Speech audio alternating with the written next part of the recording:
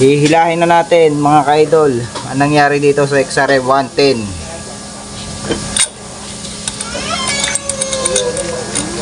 So ayan na po mga ka-idol. Yan. Kung makikita nyo naman, parang may naputol yung valve. Ayun, lumusok. Butas yung piston.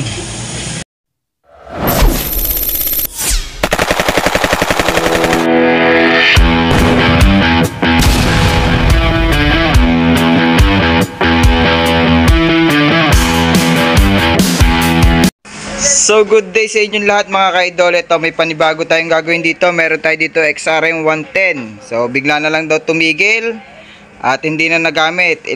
Mag-iisang buwan na hindi magamit-gamit itong motor na to. Hindi siya matadyakan. Kaya ito, papakita ko sa inyo kung ano yung naging problema. Nabaklasan natin to. Papakita natin kung ano yung naging problema nito. Hindi siya matadyakan. So bubuksan natin to mga ka-idol. Titingnan natin kung ano nangyari dito sa piston nito mga ka-idol. Naka 53 lang to, stock head, stock cam. So tingnan po natin mga ka-idol. Buksan po natin yung cylinder head. So ito na.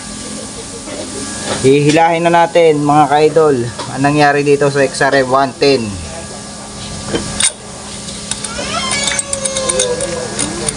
So ayan na po mga ka-idol. Yan. Kung makikita nyo naman, parang may naputol yung valve. Ayun, lumusok. Butas yung piston. So stock lang po are.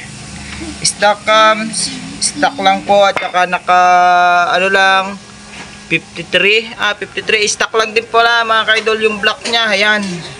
Nagato na siguro tong valve na to sa katagalan na ng motor. Ayan oh. Naputol na po yung valve. Malutong na mga ka-idol. So hindi po siya kargado, stock lang po. So ngayon pa lang po ito sana ipapa-refresh. Ayun na nga po, natuluyan na.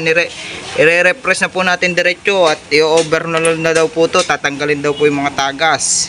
Yan. So ngayon po matutuluyan na po itong malilinis po lahat. Papalitan na po ng gasket.